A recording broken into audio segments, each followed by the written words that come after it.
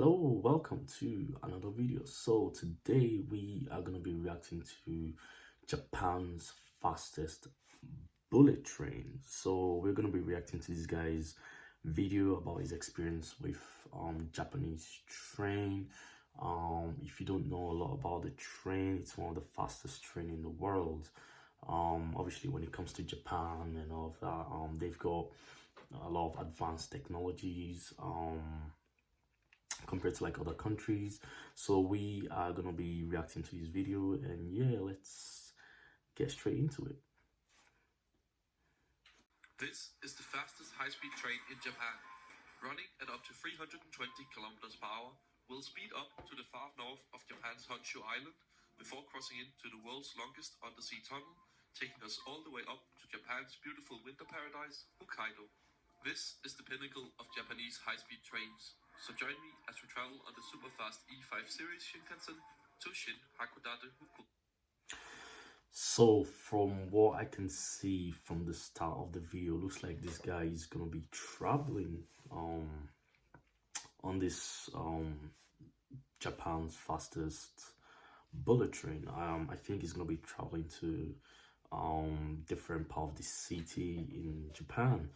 So yeah, it looks very interesting so far. Good morning from Tokyo Station, the heart of the Japanese high-speed rail network. Serving everything from Tokyo's local commuter railways, metro lines, to faster regional long-distance services and the iconic Shinkansen high-speed trains, Tokyo Station is one of the world's mega rail hubs. Approaching from the east, we enter the station at one of the station's 6 main entry points, at the Marunouchi Central Entrance. Very clean. Every departure port here depicts a different group of train line departures. For services heading towards Hokkaido, you want to look at the leftmost one. To enter the station complex. Right, so the first thing that I do notice is the train station is very clean. It's very clean. It's very organized. As you can see, there's a lot of information. If you need some information about certain things and all of that. So yeah, it's looking good so far. Ready to pass through the barriers. If you haven't already, you can use the machines here. And also the good thing is they've got the languages both in Japan and English, which is very good.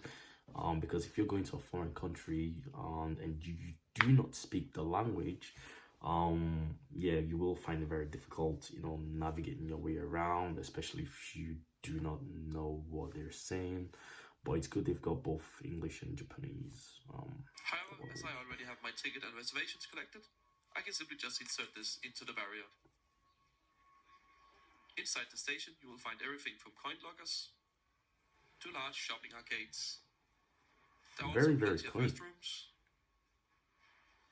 And as we are in Japan, of course there's plenty of vending machines as well. With so many different lines and levels, it's crucial that you follow the signs to reach your platform. Fortunately, the station is well signposted in both Japanese and English. For Shinkansen to Japanese Hokkaido, and you English. want to follow the green signs for the Tohoku Shinkansen. We're catching the 820 Hayabusa service all the way to Shin Hakodate Hokuto, which is on track 21. Shinkansen platforms are behind a separate gate line inside of the main station gate line. This means you need to have your ticket ready again for the gates. But I personally love it. And also, I've got to say something. You see those people here that bump trains where they've got no ticket and they'll just be like, oh yeah, I'll just bump a train. I don't think you can do that here in Japan, especially with the laws and all of that and the advanced technology. I wonder what will happen if you ever try that in Japan. I'm sure you will probably get in a lot of trouble, with the government and stuff. But anyways, doing this, so that's no problem for me. Oh no, there's just something satisfying about it. Anyway, once you're inside the gate lines for the JR East Shinkansen lines, there's only 4 platforms to choose from. And as mentioned, also will be leaving from track number 21. Track number 21. There is a small waiting room here if you have a longer wait. But I think we should go and look at some high-speed trains instead. The platforms can be accessed via this escalator, stairs, or lifts. Currently occupying our platform is a Tanigawa service bound for Gala Yusawa, a special ski. I know I keep saying this, but everything looks everything looks good so far. It's very clean, very clean. You've got all the information you needed. I don't think you could ever get lost when trying to figure your way out, throughout this train station. Very good so far. Salt station only open in winter. That service is operated by my favorite type of Shinkansen train, the E7 series. Look at that. That's a very good looking train. And as soon as that clears the platform, wow, our train can then enter the platform. Okay. Arriving at 0807 from Sendai as Hayabusa service number 2, the train will be turned around and cleaned here at the platform in just 13 minutes before taking us to Hokkaido. Look at how long that train is, like, look at that.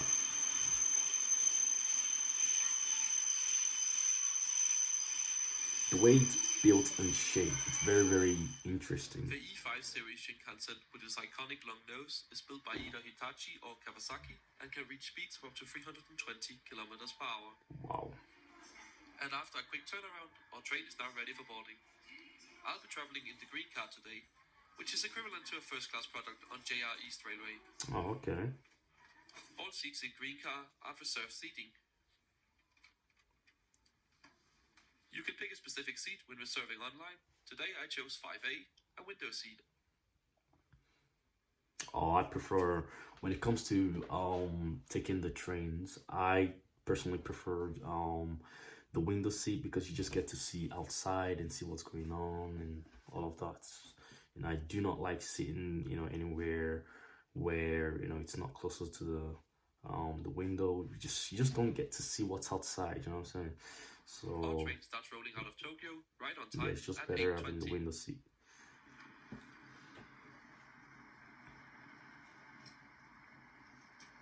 Very clean, very organized. And apart from being on board the fastest type of Shinkansen train, we are also catching one of the fastest services.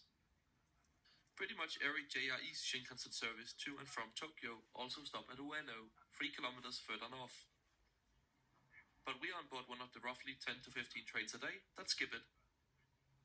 And speaking of the route anyway, let's take a closer look at the map for today's journey.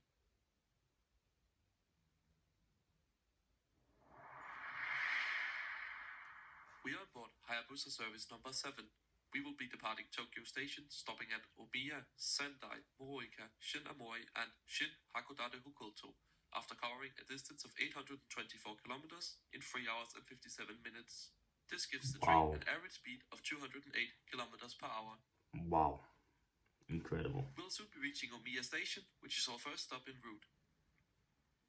Omiya is an important interchange station, being the last station before the Hokuriku and Yoetsu Shinkansen branch off towards the west.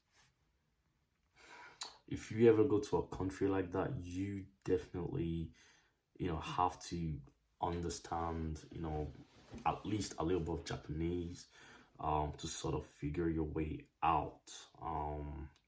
Because going to a country like that and you speak zero Japanese, you're gonna find it a bit challenging, finding your way around. Yeah, having a little bit of knowledge and a little bit of Japanese, yeah, will definitely help you in the long run, especially going to a country like that. But it's good they've got both English and Japanese languages on their platforms. But yeah, understanding a little bit of Japanese is definitely a good idea when traveling to countries like that. And after conducting the brief stop here, we'll begin the long non-stop run up towards our next station, Sendai. This is also the first segment of the line where we can really pick up the speed, reaching our maximum speed of 320 kilometers per hour. Wow. And even at these speeds, the train remains super comfortable, thanks to the train being fitted with an active suspension system, contributing to a smooth and comfortable ride. That's what you want. The seats up here in Smooth, Green Car are also very comfortable, and as you can see, they offer a great they amount do of look very recline too. comfortable. At your seat, you will also find a coat hook, both on the wall, as well as in the seat in front. There's a tray table that's very sturdy, especially for a flip-down one. Okay. Here you'll find a small storage pocket, as well as a cup holder. A cup holder, okay. There's also power outlets, one for every seat. Yep, if you need to charge your phone. In the center armrest, you'll find a button for the reading light, as well as the controls to adjust the recline. Oh, In the they've other got a armrest, reclining you'll find seat. a small table that can be deployed like this, Oh and it's wow, good enough okay. for a little drink. The seats are among the most comfortable I've ever traveled in. They feel like a big armchair, which is really They do comfortable look to very sit in. comfortable. Very comfortable.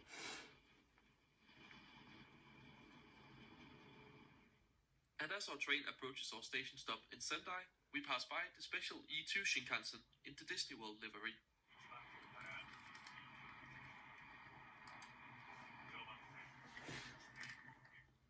Special liveries in Japan are very common. I, for instance, had another E2 series with a retro livery attached to the Yamagata Shinkansen I took. And down on the Sanyo Shinkansen, you can also find a 500 series They've got in a full all Hello sorts Kitty of livery. trains. They've got everything.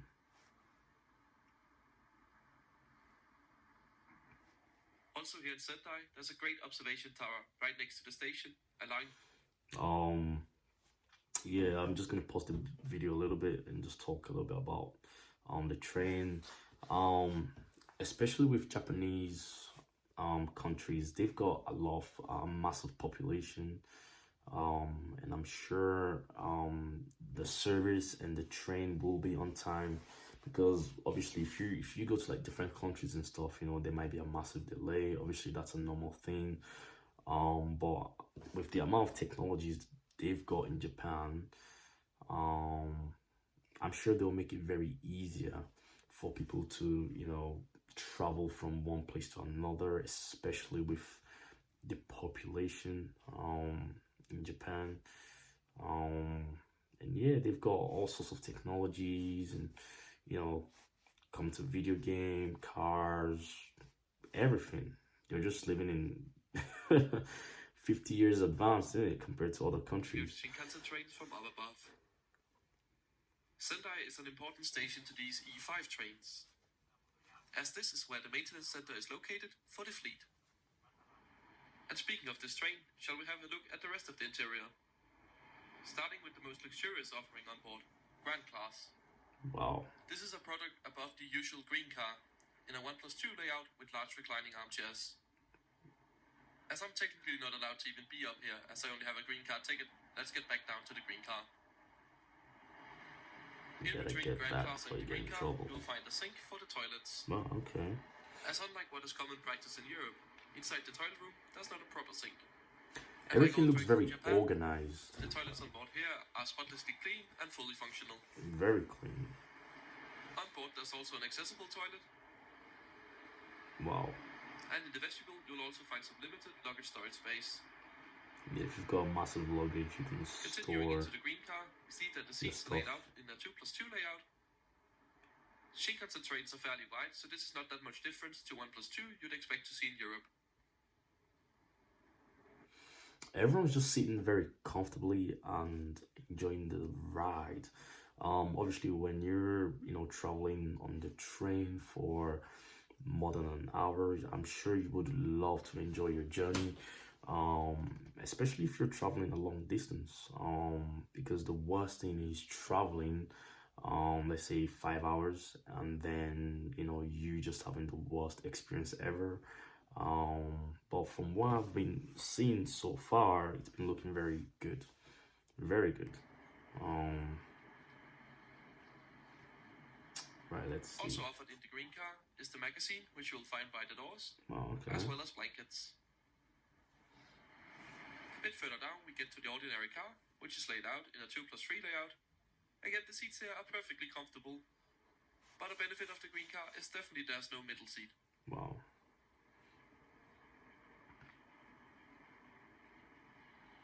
As we continue to head north, we start to And see with the the first seats as snowfall. well, you've got room to stretch your legs. It's not all cramping together. It's very spaced out, which is very nice.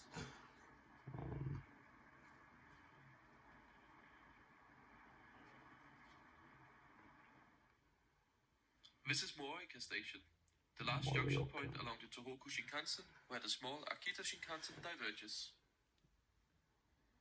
After our stop here, our Shinkansen train will also get a bit slower,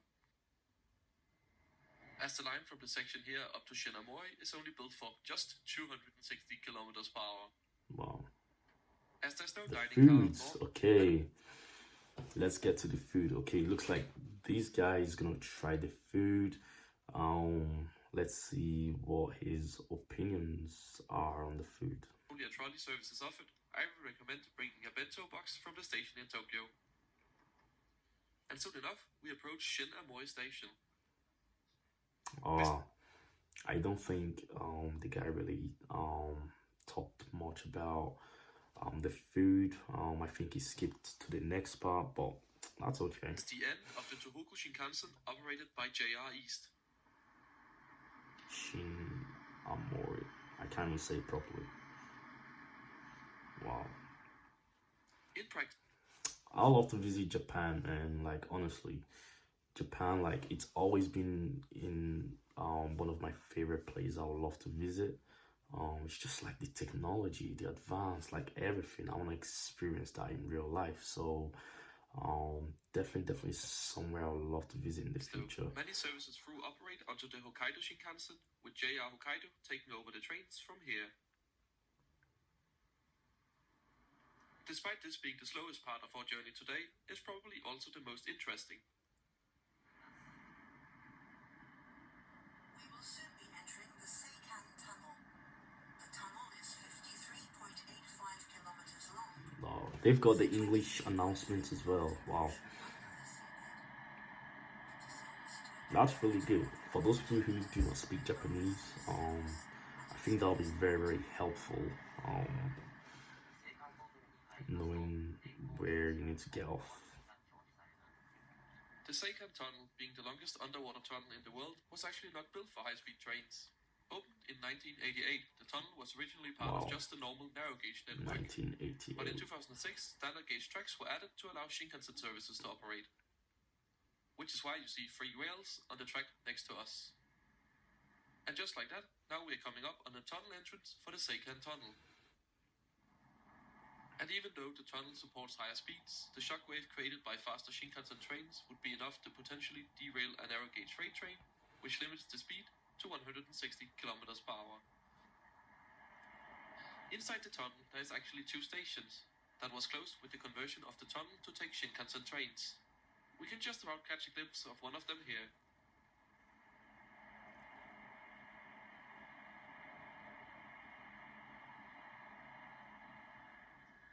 And after roughly 20 minutes underground, we emerge on Hokkaido. Hokkaido. Like you can even you can tell by the from the video, like everything just looks very smooth. There's no rough journey. It's just very smooth and relaxing. That's definitely what you want with all the snow. when it comes to and shortly afterwards, traveling long we journeys on station, trains. which is where the dual gauge section ends. At this snow-protected junction, where you can see the dual gauge tracks ends and the narrow gauge tracks diverge off to our right to join the old main line. Being one of the faster Hayabusa services, we are non-stop through this station. Wow, look how big that is. And as we're now nearing Shin Hakodate Hokuto, it's about time to talk about the future of this line. As the current terminus is only temporary, while JR Hokkaido works to extend the Shinkansen line all the way to Hokkaido's main city, Sapporo, by 2031. Wow. This will reduce journey times between Tokyo and Sapporo from the current 7+ hours down to somewhere around 4 to 5 hours. And as we're now approaching the end of our journey, let's take a closer look at what a ticket for this trip costs. A ticket in the green car will set you back 32,500 yen, which is about 200 euros. Pricing, 200 euros, remember, wow. this is for over 800 kilometers of high-speed rail travel.